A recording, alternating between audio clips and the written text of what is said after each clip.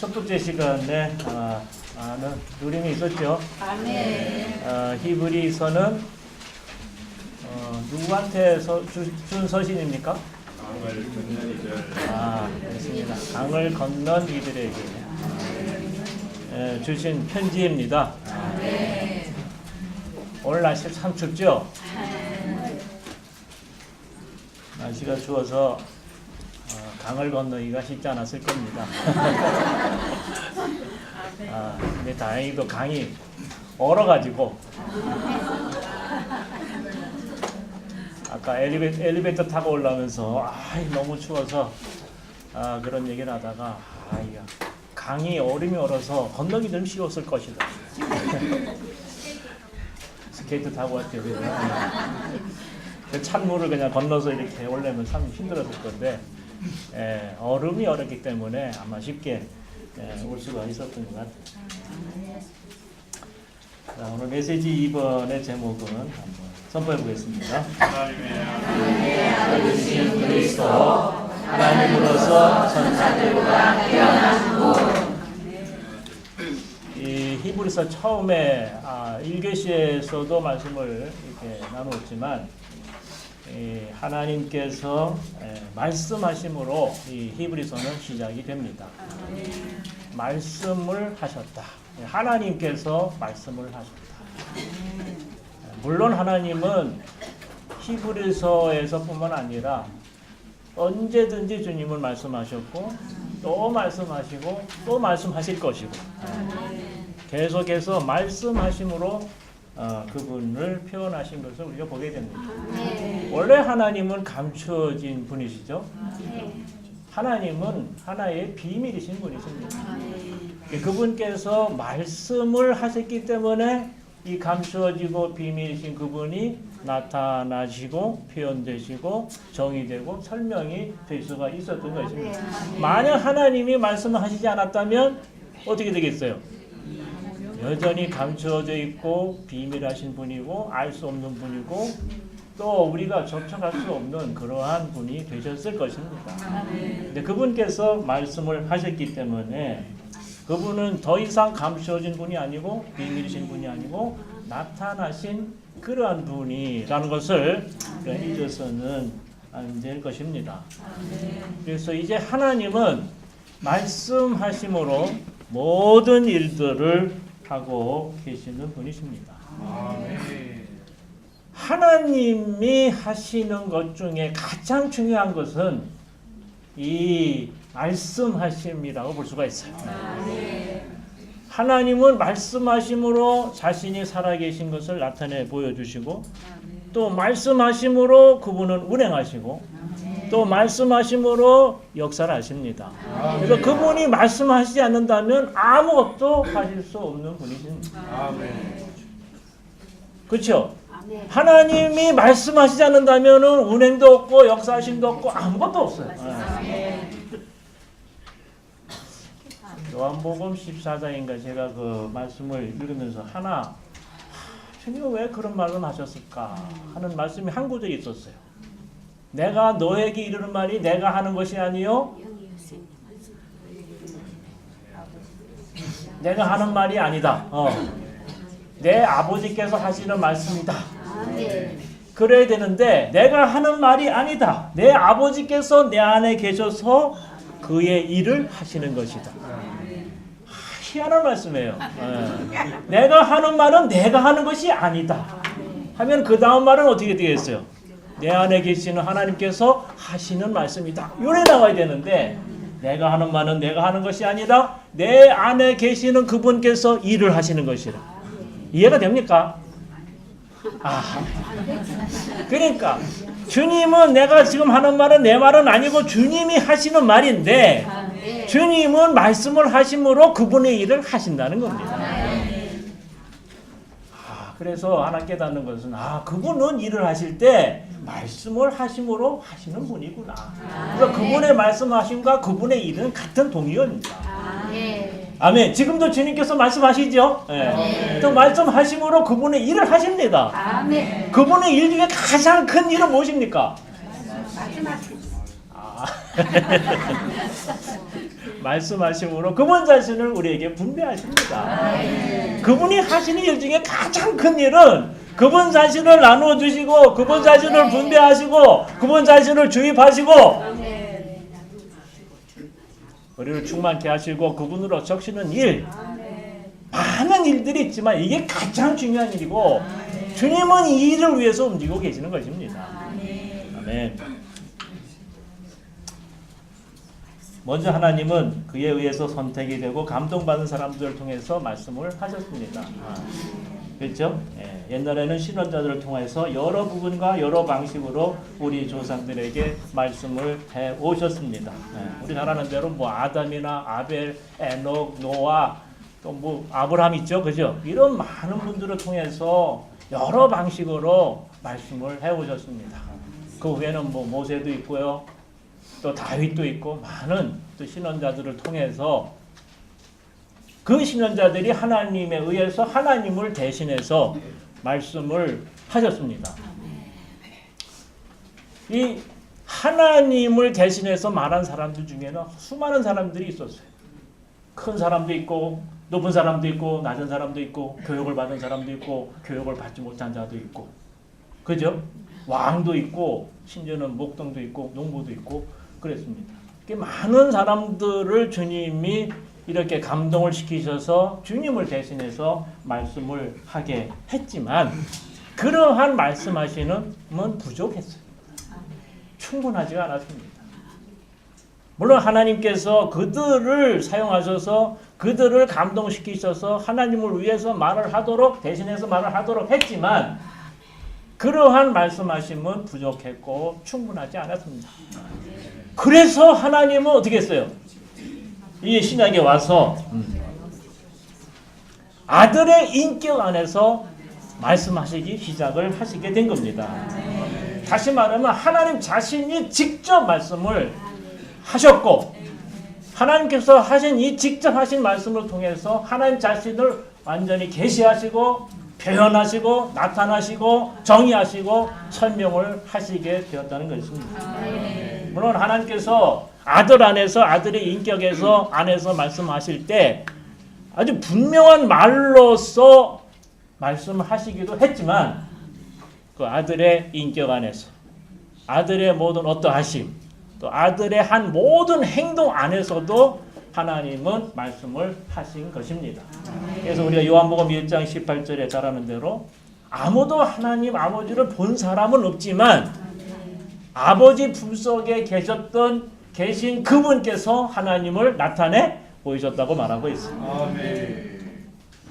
이 마지막 날에 이 아들이 오셔서 하나님은 이 아들 안에서 아들의 인격 안에서 직접 말씀을 하심으로 그분 자신을 온전히 나타내 보이신 것입니다. 그래서 하나님은 아들 안에서 말씀하셨고 또 우리가 계시록에 가면은 아들은 또 교회들에게 말씀하시는 성령이 되십니다. 계시록 2장 3장의 그 7 서신들을 보면은 7 서신의 서두에서는 아들이 말씀하신다고 하고 그 서신의 끝에 가면은 성령이 교회들에게 하시는 말씀을 들을지어다 이렇게 말하고 있어요. 아들이 말씀하시는 것은 결국은 또 성령이 하시는 말씀이 됩니다. 다시 말씀드립니다. 하나님은 어디 안에서? 아들 안에서 말씀하시고 아들은 또 교회들에게 말씀하시는 성령이 되십니다. 이 성령이 교회들에게 말씀하실 때에 이 성령은 교회들과 하나가 됩니다. 그래서 계시록 22장 17절에 보면은 이제는 성령과 교회가 말씀을 하게 됩니다.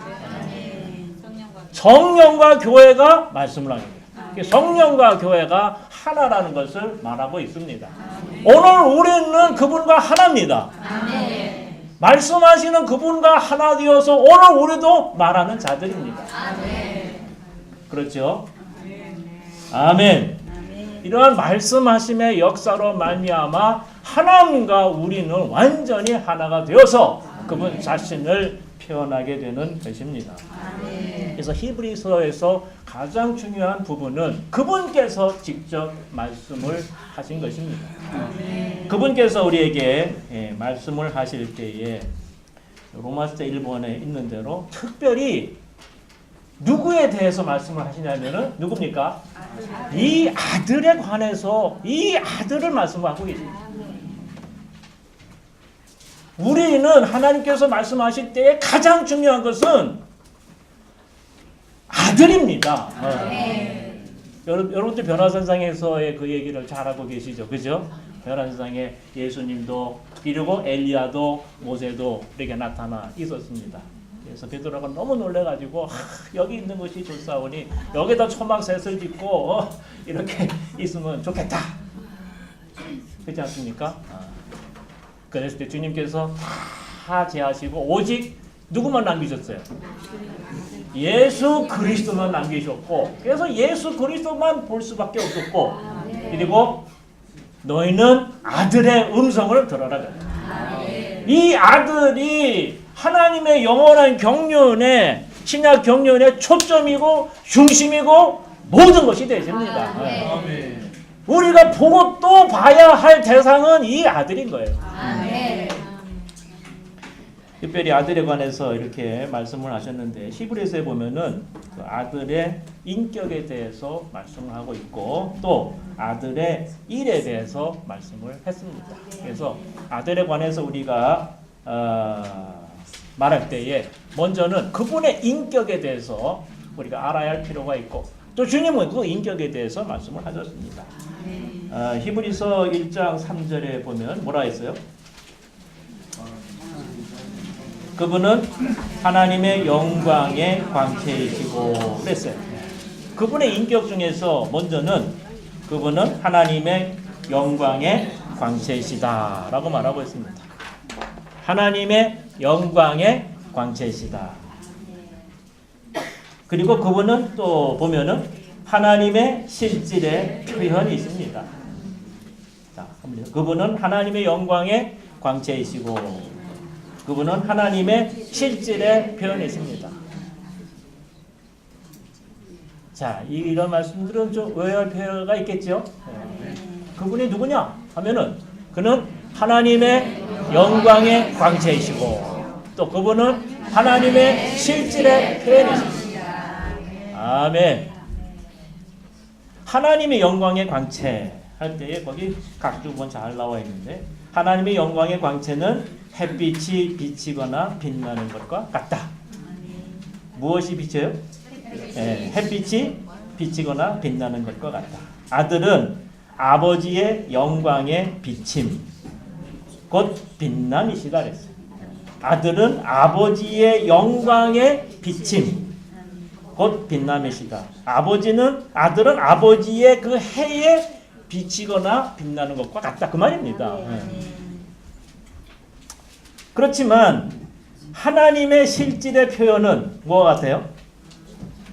도장의 표현과 같다 그랬어요. 도장의 표현과 같다.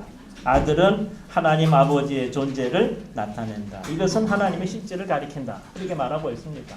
여기 보면은 하나님의 그 영광이 나오고 또 하나님의 뭐가 나옵니까? 실질이 나와요. 영광에 관련해서는 그분은 영광의 뭐이고 광채이시고 실질에 관련해서는 표현이 되십니다.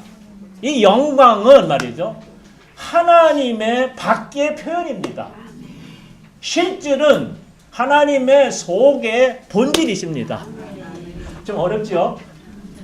영광은 밖의 표현이고 실질은 속의 존재, 본질을 말하고 있는 겁니다. 밖의 영광에 관해서 말할 때 아들은 이 하나님의 영광에 뭐라고 그랬어요?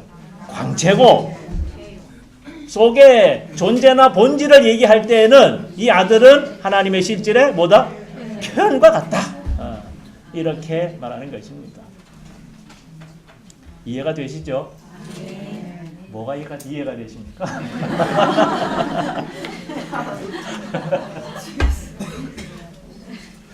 아무리 읽어봐서요. 도대체 뭘 말하는 건지. 이상선이 그랬어요. 이걸 합당하게 설명할 어떤 표현이 없다 그랬어요. 하나님의 밖의 영광을 말할 때 아들은 영광의 광채고 하나님의 그 안에 존재, 본질을 말할 때 아들은 그 실질의 표현이다. 그래서 그분은 하나님 자신이 되십니다. 3번은 그렇게 말하고 있죠. 아들은 누구냐? 아들의 인격은 바로 하나님 자신을 말하고 있습니다. 1장 8절에 그 말씀이 있습니다. 자,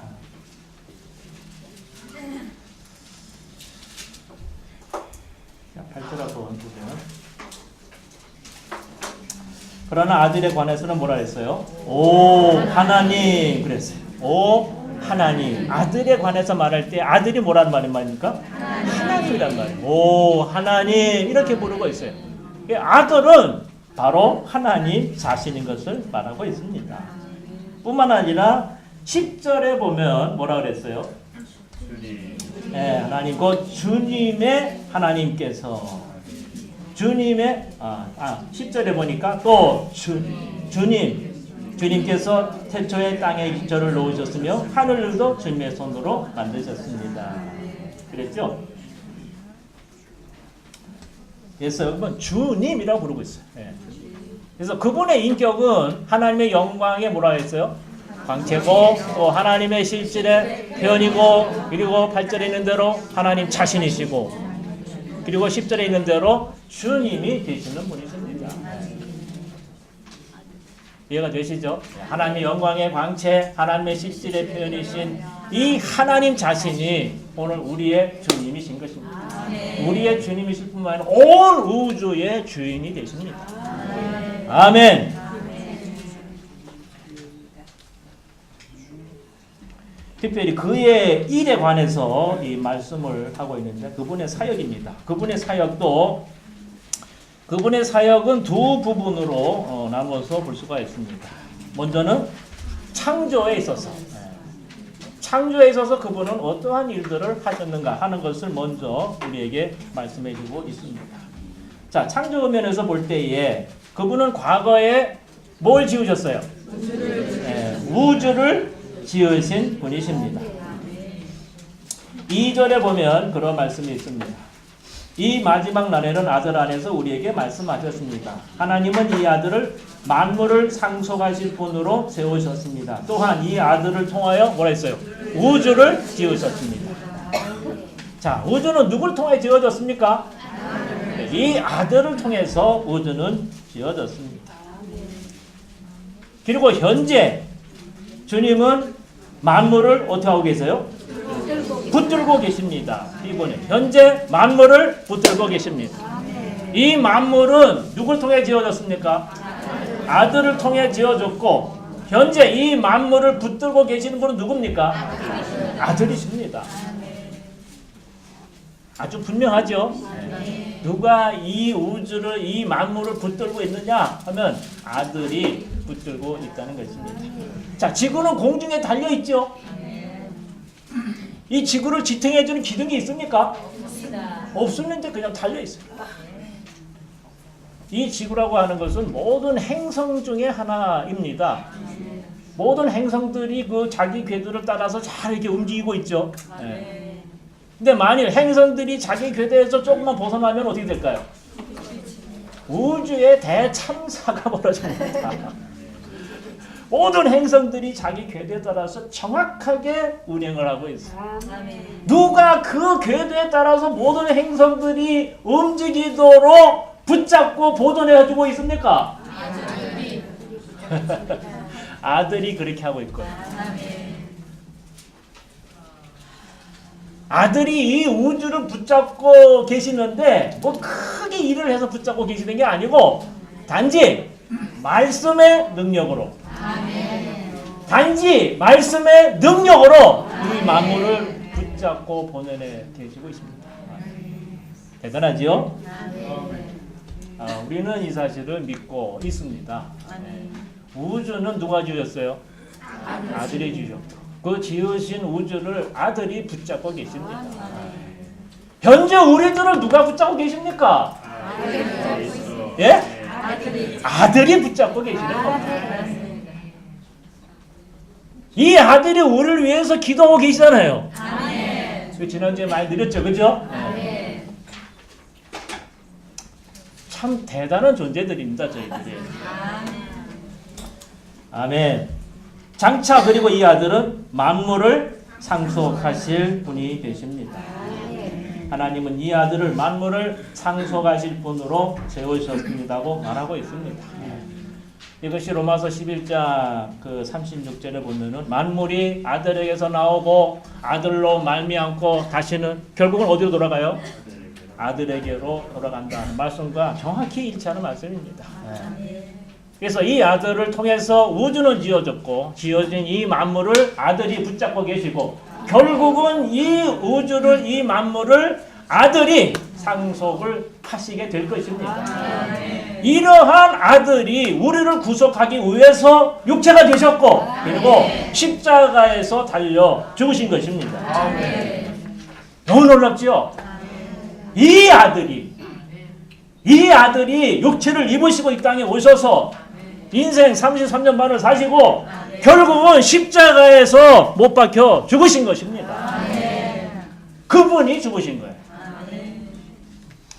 구속면에서 볼 때에 그분은 과거에 우리의 죄들을 어떻게 하셨습니까? 정결케 하셨어요. 죄들을 정결케 하셨습니다. 3절에 보면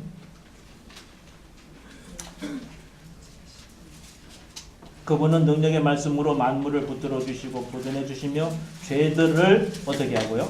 정결하게 하시고 죄들을 정결하게 하시고 죄들을 정결하게 하셨고 그 말씀입니다. 네, 과거에 그렇게 하셨어요. 그러니까 주님은 우리의 죄를 정결케 하셨습니다. 그러니까 주님은 우리의 죄들을 속죄하셨을 뿐만 아니라 우리의 죄들을 다 없애버리기까지 하신 것입니다.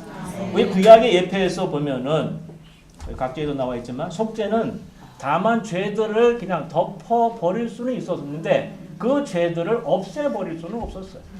구약에서는 그랬습니다. 죄들을 덮어버릴 수는 있었지만 죄들을 없애버릴 수는 없었다 그 말입니다. 그래서 속죄하는 일을 하고 있는 제사장들은 어떻게 했어요? 매일 서서 그 희생의 제물들을 하나님께 계속 드렸고 앉아서 쉴 수가 있었어요? 없었어요? 없었던 거예요. 그러나 아들은 죄를 없애셨고 한 번만에 영원히 죄들을 정결하게 하는 일을 성취하셨습니다. 한 번만에 영원히 이 모든 죄들을 정결하게 하는 일을 이미 성취하셨어요. 이제 더 남은 일이 있어요? 없어요? 하실 일이 없어요. 완전히 다 성취되었기 때문에 그분은 그래서 영원히 앉아 계시는 분이십니다. 구약의 제사장들처럼 매일 서서 앉지도 못하고 희생제물을 드리고 또 드리고 하는 분이 아니고 구약의 이 속죄는 죄들을 덮어버릴 수는 있었지만 없앨 수는 없었단 말이에요. 그렇기 때문에 서서 매일 희생제물을 드렸던 것입니다. 그러나 그분은 오셔서 한 번만에 영원히 이 모든 죄들을 다 해결하시고 정결하게 하시고 이 모든 일을 다 완성하셨어요. 그렇기 때문에 그분은 앉아서 쉬고 계시는 것입니다. 지금 앉아서 쉬고 계시는 그분을 찬양합니다. 아멘. 이번에 보면 현재 어떻게 하고 있어요? 하나님 우편에 앉아서 계십니다. 앉아서 뭐 하고 계신다는 거예요? 안식하시고 쉬고 계시고 누리시고 계시고 관광하시고 그러신다는 것입니다. 아멘. 특별히 이상재님 그랬어요. 하나님 우편에 앉아서 이렇게 멋진 관광을 하고 계시는데 자신이 죄들을 정결케 하신 것을 많은 사람들이 체험하고 있는 것을 즐기시고 관광하고 계십니다. 그렇죠? 그분이 십자가에서 못 박혀 죽으실 때에 한 번만에 영원히 이 모든 죄들을 정결케 하는 일을 성취하셨잖아요. 그렇죠? 이 성취하신 사실을 이제 그분을 믿는 사람들이 지금 하나 둘씩 체험하고 있다는 것입니다. 그러면서 그걸 즐기시고 그걸 관광하시고 그러시면서 안식을 하고 계십니다. 주님이 우리를 다시 정결케 하신 일이 없어요. 이미 우리가 회개도 하기 전에 이미 그분께서 우리들을 정결케 하셨어요. 우리가 태어나기도 전에 이미 어떻게 했어요? 그분이 십자가에서 못 박혀 죽으셨을 때 다 이 일을 이루셨습니다. 남아있는 죄가 있습니까? 또 다시 씻어버려야 할 죄가 있습니까? 아멘. 현재 하나님의 우편에 앉아 계시면서 안식하시며 자신이 성취하신 일을 즐기시고 누리시고 계시는 분이십니다. 그리고 장래 뭐라 했어요? 대적들의 굴복을 기다리시는 분이십니다. 앉아서 지금 안식하시면서 한 가지 일이 남아 있어요. 대적들의 뭐를? 굴복을 기다리고 계십니다. 그것도 기다리고 있는 거지 뭔가 하시는 것이 아닙니다. 아멘. 히브리서 1장 13절에 보면 그랬어요. 내가 너의 원수들을 뭐라 했습니까? 너의 발받침대로 삼을 때까지 너는 내 오른편에 앉아 있으라. 발받침대. 여기서는 이제 발받침대. 우리가 보통 발등상이라고 이렇게 우리가 알았었죠. 예, 같은 말입니다. 더 쉽게 말하면은 발받침대입니다. 주님께서 십자가에서 못 박혀 죽으시고 또 부활하시고 또 승천도 하시고 하면서 그분은 이 보좌라든가 관은 이미 다 얻으셨는데 이 발받침대가 있어야 진짜 안식을 취하는 것 같아요. 그렇죠? 발받침대가 좀 필요합니까? 저도 책상에 앉아서 이렇게 한참 하다 보면은 이 다리가 좀 거리잖아요, 이렇게. 그래서 이 발받침대가 이렇게 있으면은 좀 더 편안합니다. 그래서 책상에 이 높이가 잘 맞아야 되는데 이게 잘 맞지 않으면 앉아 있어도 고역입니다. 네, 적당한 높이에 발 받침대까지 있으면은 천상금합니다. 금상첨화.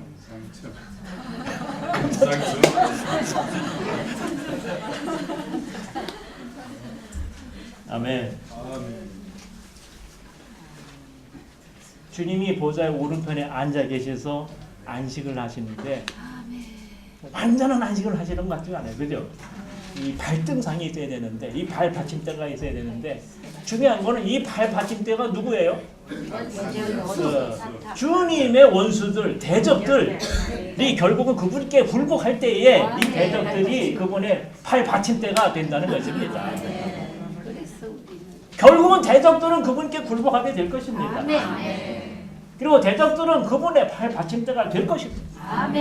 그걸 주님은 기다리고 계십니다. 아멘. 네, 구약에서 하나님은 이 선지자들, 성령께 이끌린 사람들을 통해서 말씀을 해 오셨고, 그러나 그것은 좀 불충분했습니다. 그러니까 주님은 아들 안에서 오셔서 아들 안에서 직접 하나님이 말씀을 하시게 되었습니다. 이 아들은 하나님의 영광에 뭐라 했어요? 광채요. 하나님의 실질의 광채와 편이십니다. 그분은 하나님 아버지를, 하나님을 이처럼 계시하시고 표현하시고 나타내시고 드러내시고 정의하시고 설명하신 분이십니다. 아버지 하나님은 감추어진 분이지만 아들 하나님은 나타나신 분이십니다. 아버지 하나님은 감추어진 분이지만 아들 하나님은 나타나신 분이십니다. 아들 하나님은 나타난, 표현된 그러한 하나님이십니다. 아멘. 특별히 신격에 있어서 그분은 하나님의 영광의 광채시고 하나님의 본전에 나타난 형상이시고, 창조에 있어서 그분은 우주를 만든 분이고 또 우주를 붙들고 있는 분이고 결국은 이 모든 만물을 상속하실 분이시고, 그분이 우리를 구속하기 위해서 말씀이 육체가 되어 오신 분이시고 십자가에 못 박혀 죽으셔서 우리의 모든 죄들을 어떻게 했어요? 정결케 하는 일을 하시고 지금은 하나님 우편에 앉아 계셔서 그의 대적들이 굴복이 되기를 뭐하고 계십니까? 기다리고 계십니다. 네. 이러한 아들이 천사들보다도 뛰어나신 분이십니다. 천사들하고 비교가 됩니까? 이 더 할 내용이 없는데 사실은 내용이 없는데. 자, 로마서 2번에 한번 읽어보겠습니다. 하나님의 아들이신 그리스도 하나님으로서 천사들보다 뛰어난 분. 천사들보다 뛰어난 분. 주님은 계속 지금 말씀하십니다. 계속 말씀하고 계세요. 아들을 이렇게 소개하면서 이 아들은 천사들보다 뛰어난 분이다. 하나님의 아들로서 하나님 자신으로서 이 천사들보다 뛰어난 분이라고 말하고 있습니다. 아마 첫 교시에 그 히브리서의 배경도 아마 자세히 교통을 했을 겁니다. 히브리서는 이 비교의 책인데 이 책 안에서 우리는 그리스도 안에는 하나님의 경륜을 구약에 속한 그 것들과 비교를 하고 있어요. 자, 하나님의 경륜과 그리고 이 구약. 이 히브리 신자들 중에 많은 사람들이 이 구약의 배경 안에서 나오게 되었습니다. 그리스도 안에 있는 믿음, 또 그리스도 안에 있는 구원을 그들이 아주 가치 있게, 아주 귀하게 생각을 했지만 그들의 이 종교적 배경을 버리지를 못했어요. 종교적 배경을 버리지를 못했습니다. 우리도 잘 알지만 이 구약이라고 하는 것은 구약은 뭡니까? 옛 언약입니다. 신약은 새 언약입니다. 새 언약, 예루살렘 그렇지 않습니까? 이 구약은 사실은 이 어떤 이교도나 불신자들에게 속한 것이 아닙니다. 또 구약은 사람의 생각으로 만들어진 것도 아니에요. 구약은 누가 만들었습니까? 하나님이 만드신 거예요. 하나님이 말씀하셔서 그렇게 약속을 하셔서 만들어진 것이 이 구약입니다. 그 하나님이 만든 거기 때문에 귀합니까? 안 귀합니까? 소중히 여겨야 됩니까? 안 여겨야 됩니까? 소중히 여겨야 돼요. 그걸 버리면 됩니까? 안 됩니까? 못 버리는 거예요. 이 구약의 배경에서 이 히브리 신자들이 나온 겁니다. 구약도 중요하고 유대교도 중요하고 그리고 그리스도도 중요하고 그래서 양손에 이거 다 가지고 있는 거예요. 한 손에는 그리스도, 한 손에는 뭐예요? 유대교. 한 손에는 그리스도, 한 손에는 구약을 가지고 있는 거예요. 다 누구한테 속한 겁니까? 다 하나님께 속한 것이고 하나님이 만드신. 그래서 이 경계선에서 그들이 갈팡질팡하고 있었던 거예요. 그렇기 때문에 주님은 강을 건너라고 지금 말하고 있는 거 아닙니까? 구약의 역사했던 하나님은 감추어진 분이에요. 신약의 역사하는 하나님은 나타난 표현되신 그런 하나님이십니다. 시대가 바뀌었어요? 안 바뀌었어요? 옛 언약이 이제는 새 언약으로, 옛 언약에서 새 언약으로 우리가 전진해야 되고 강을 건너야 할 필요가 있습니다. 바울은 이 사실을 보게 되었고 그래서 이 서신을 쓰게 되었던 것입니다. 그러다가 그들이 환경에서 어려움을 만났어요. 히브리 신자들이 핍박이 일어나게 된 겁니다. 옛 종교를 사랑했지만 그 옛 종교의 대제사장. 그 옛 종교라고 하는 것은 여전히 성전도 있고 또 성전에서 뭘 드려야 됩니까? 제물들도 드리고 제사도 드리고 하는 것들을 다 하는 거예요. 그리고 그리스도를 믿었어요. 그 교회가 되었어요. 그 주님의 이름도 부르고 복음도 전하고 다 하는데 그들의 옛 종교를 버리지 못하고 있는 겁니다. 그러니까 종교 안에 있던 사람들이 그들을 핍박하기 시작한 거예요.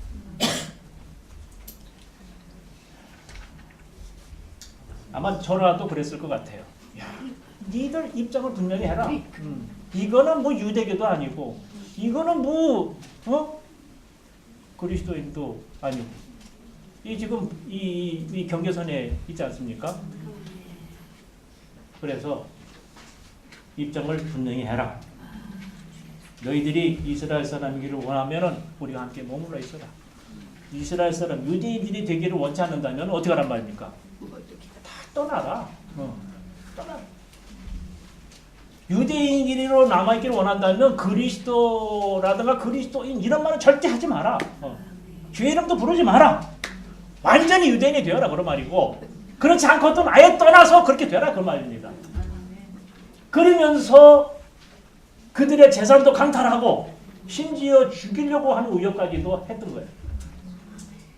상당히 심각한 상황이죠. 네. 이런 상황에서 주님은 바울을 통해서 이 서신서를 쓰게 하셨고 그리고 말씀을 하시게 된 것입니다. 여기서 우리가 성령의 지혜를 보게 되는데 주님은 이 히브리 신자들을 꾸짖지 않으셨어요.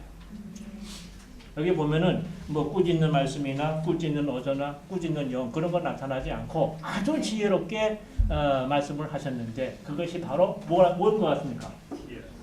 네?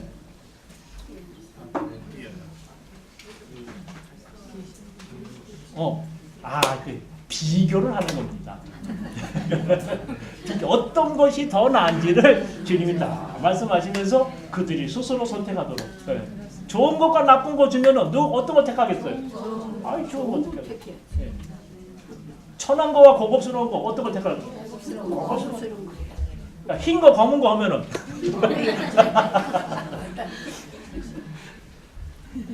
자 그리스도와 존경하면은 그리스도.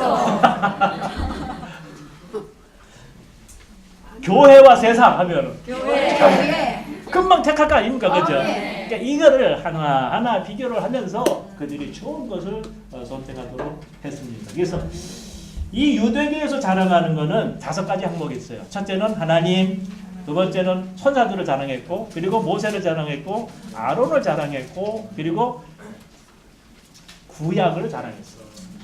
구약. 그래서 주님은 이 5가지 항목들을 이렇게 비교하면서 히브리 신자들이 강을 건너도록 이렇게 하셨던 것입니다. 자, 첫 번째 뭐라 했어요? 자랑하는 게 하나님, 두 번째 천사들, 세 번째 모세, 그리고 아론, 그리고 구약. 옛 언약입니다. 다시 한번 보겠습니다. 하나님, 천사들, 모세, 아론, 구약입니다. 자, 하나님 보면 자, 그랬죠 아까? 구약의 하나님은 어떤 하나님입니까? 선지자를 통해서 말씀하신 그러한 하나님이신데 여전히 감추어진 분이십니다. 그러나 신약의 하나님은 어떤 분입니까?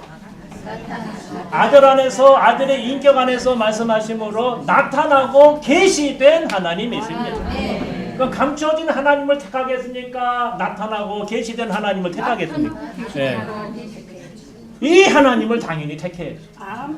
이 하나님이 말씀이 육신이 되셨고 그렇죠?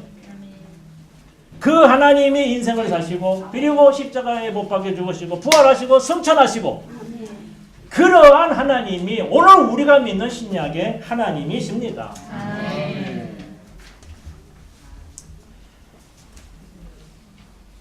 그리고 이 아들이 천사보다 훨씬 더 높다는 것을 지금 여기에서 비교하면서 말씀하고 계시는 것입니다. 자, 천사들이 아주 높죠? 네, 천사들이 있습니까? 없습니까? 있습니다. 제가 어제 생명관에서 주일날 귀신들이 있습니까? 없습니까? 여기 보니까 귀신들이 없다는 거예요. 지금 시대에 무슨 귀신이 있다는 거예요. 난 귀신도 안 믿지만 귀신도 안 믿는 사람. 새신자발이래. 귀신은 너무나 많이 있습니다. 귀신도 있고 천사도 있습니다. 많은 사람들이 천사와 같이 되기를 원하잖아요. 아, 저 사람은 천사와 같다. 천사가 아주 높은 귀한 존재입니다. 특별히 이 구약에 보면은 이 천사들이 하나님과 매우 가까이 있었어요. 그래서 천사인지 하나님인지 구분이 안 될 정도로. 자, 하나님이 천사들과 함께 아브라함에게 나타났죠. 그렇죠? 네. 천사들을 보면 하나님인지 천사인지 구분이 안 된단 말이에요. 천사들이 이처럼 높은 존재였습니다.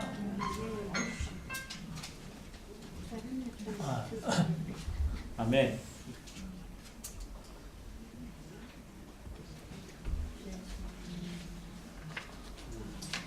그리고 이 율법은 천사들을 통해서 주어졌죠. 그래서 이 천사들이 아주 높은 뛰어난 존재인 것을 우리가 보게 되는데 사실 이 아들은 천사보다도 참 비교가 됩니까 안 됩니까? 하나님의 영광의 광채요, 하나님의 실질의 표현이요, 하나님 자신이시요, 주님이시요, 그죠? 우주를 지으신 분이요, 우주를 붙잡고 계시는 분이시고, 만물을 상속받을 분이시고, 과거에 우리 죄들을 어떻게 했어요? 정결케 했어요. 현재 지금 어디 앉아 계세요? 하나님 우편에 계시면서 대적들이 굴복되기를 지금 기다리고 계시는 분이십니다. 그러한 분이 천사들보다 뛰어나신 분이십니다. 천사들은 그리스도를 섬기는 종입니다. 천사들은 우리들을 섬기는 종들입니다. 맞습니까? 천사들은 우리들을 섬기는 종입니다. 심지어 그래요. 앞으로 이제 이것을 다 이게 보게 될 것입니다. 사실 아들이 천사보다 뛰어난 그 이유 중에 가장 큰 이유는 A번에 보는 대로 아주 뛰어난 이름을 가졌습니다. 이게 뭡니까? 아들입니다. 자, 4절에 보면 그분은 천사들보다 더욱 뛰어난 이름을 물려받으셨으므로 천사들보다 훨씬 더 뛰어나게 되셨습니다. 하나님께서 천사들 중 누군가에게 너는 뭐라 했어요? 내 아들이다. 너는 내 아들이다. 이렇게 한 적이 있느냐 그 말입니다. 근데 그리스도는 뭐예요? 하나님의 아들이다. 오늘 내가 너를 낳았다 그랬어요. 오늘 내가 너를 낳았다. 하나님이 천사들을 낳았습니까? 낳았습니까? 아닙니다. 아들을 낳았습니까? 아닙니다. 나는 그에게 아버지가 되고 그는 나에게 아들이 될 것이다 라고 말씀하신 적이 있습니까? 그랬어요. 이 아들은 독생자가 아니고 바로 맏아들이십니다. 6절에서 그러나 하나님께서 맏아들을 이끄시어 세상에 다시 오게 하실 때 그랬어요. 이 아들이라고 하는 이 이름은 너무나 뛰어난 이름이십니다. 천사가 이런 이름 가지고 있어요? 없습니다. 이 더욱 뛰어난 이름, 특별히 맏아들이라는 이름은 그분의 부활로 말미암아 그러한 이름을 갖게 된 것입니다. 이번에 부활로 그랬죠? 너는 내 아들이다. 오늘 내가 너를 낳았다. 이 오늘이 언제입니까? 부활의 날. 이 부활의 날에 주님은 그 아들을 다시 낳으신 것이고 그 아들은 하나님의 맏아들이 되셨습니다. 아멘. 그리고 이 아들은 13절에 보면 승천을 하셨어요. 그러나 하나님께서 천사들 중 누군가에게 내가 너의 원수들을 너의 발 받침대로 삼을 때까지 너는 내 뭐라 했어요? 오른편에 앉아있으라 하신 적이 있습니까? 그분은 부활하셔서 이런 맏아들의 이름을 가지게 되었고 결국 그분은 승천하셔서 그 원수들이 그분의 발 받침대가 될 때까지 기다리고 계시는 분이십니다. 지금은 주님은 땅속에 계신 분이 아닙니다. 그 땅 위에 계신 분도 아니고 어디 계세요? 하나님 오른편에 승천하셔서 하나님 오른편에 계시는 하나님의 맏아들이 되십니다. 그분이 처음에 이 땅에 오셨을 때는 무슨 아들로 오셨어요? 독생자로 오셨어요. 그분이 죽고 부활하심으로 하나님의 맏아들로 인정되셨고 그분이 다시 오실 때는 뭘로 오실 겁니까? 맏아들로 오십니다. 무슨 아들로요? 네. 자, 이 아들은 재림 안에서 그분의 천사들보다 아주 뛰어나십니다. 예, 6절에 보면 그랬죠. 그러나 하나님께서 맏아들을 이끄시어 세상에 다시 오시게 하실 때, 다시 오시게 하실 때 하는 말은 그분의 재림을 말하고 있습니다. 재림하실 때에는 그분은 독생자로 오시는 것이 아니고 뭐로 오십니까? 맏아들로 오십니다. 맏아들로 오실 때 하나님의 모든 천사는 그분께 뭐합니까? 경배하여라 라고 성경은 말합니다. 하나님의 모든 천사는 그분께 경배를 해야 될 것입니다. 뿐만 아니라 그분은 왕국 안에서도 천사들보다 더욱 뛰어나십니다. 8절에 보면 그러나 아들에 관해서는 오 하나님 주님의 보좌는 영원 무궁하며 주님의 왕국의 왕권은 공평의 왕권입니다. 자, 주님의 보좌는 영원 무궁하며 자, 여기에 주님의 보좌가 나옵니다. 주님의 보좌는 하나님의 보좌입니다. 그렇죠? 바로 그 앞에서 오 하나님 그랬어요. 아들이 하나님이십니다. 그렇기 때문에 주님의 보좌는 하나님의 보좌고 주님의 왕국의 왕권도 하나님의 왕국의 왕권이십니다. 따라서 그분은 왕국 안에서도 천사들보다 뛰어나신 분이십니다. 마지막으로 영혼 안에서 당연히 그분은 천사들보다 뛰어난 분이십니다. 우리 한번 10절을 같이 한번 읽어볼까요? 또 주님께서 태초에 땅의 기초를 놓으셨으며 하늘들도 주님의 손으로 만드셨습니다. 땅도 하늘들도 다 사라질 것이지만 주님은 영원히 존재하십니다.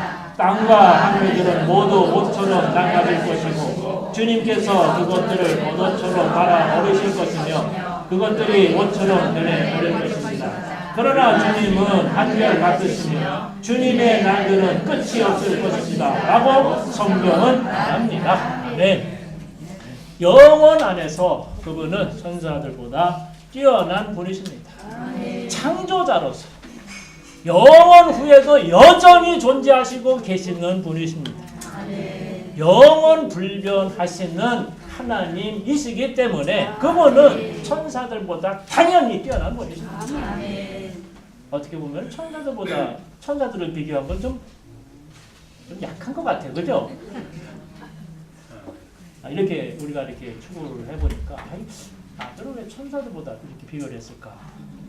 근데 유대교에서는 이 천사들을 아주 높게 생각을 하고 자랑을 하고 했기 때문에 아마 그랬던 것 같습니다. 가브리엘 천사 알지요? 미카엘 천사 알지요? 압니까? 네. 그런 유명한 천사들이 있었습니다. 심지어 천사들이 나한테 주여라고까지 불렀어요. 그렇죠? 주님인 줄 알고.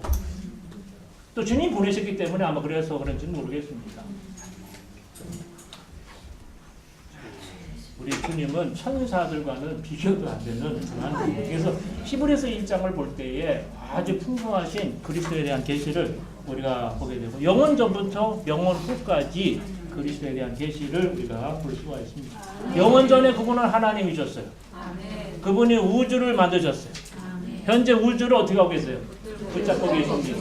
그리고 장차 이 만물을 상속하실 분이십니다. 자, 그분이 우리를 구속하기 위해서 육체가 되셨고 그리고 십자가에 못 박혀 죽으셨습니다. 그리고 부활하셨죠? 예, 죽은 자들 가운데서 부활하심으로 능력으로 하나님의 아들로 인정되셨어요. 그분은 맏아들이 되신 것입니다. 맏아들로서 그분은 하나님의 우편에 앉으셔서 대적들을 발 받친 때로 삼을 때까지 뭐하고 계세요? 기다리고 계십니다. 그분은 다시 오실 것입니다. 그분의 왕국이 이 땅에 오게 될 것이고 결국은 영원 후에 영원 안에서도 그분은 여전히 존재하시는 그러한 하나님이십니다. 이분이 천사보다 뛰어나신 분이십니다. 그러므로 우리는 강을 건너야 됩니다. 오직 아들 외에는 보이는 것이 있어야 되는 거 없어야 됩니다. 없어야 됩니다. 오직 아들의 음성 외에는 들어야 되는 거 안 들어야 됩니다. 그 아들이 지금 여러분 안에 계시죠? 안에 계시면서 하시는 가장 중요한 일은 말씀하시는 것입니다. 말씀하시는 것입니다. 오늘도 주님 말씀하신 걸 들었습니까? 주님의 말씀하신 걸 누렸습니까? 살아있는 말씀이 안에 있습니까? 주님이 말씀하시기 때문에 우리를 인도하시고 우리를 가르치시고 우리를 통치하시고 우리를 지배하시고 하시는 살아계신 분이십니다. 오직 이분만이 우리의 중심과 초점과 모든 것이 되시기를 원합니다. 아멘.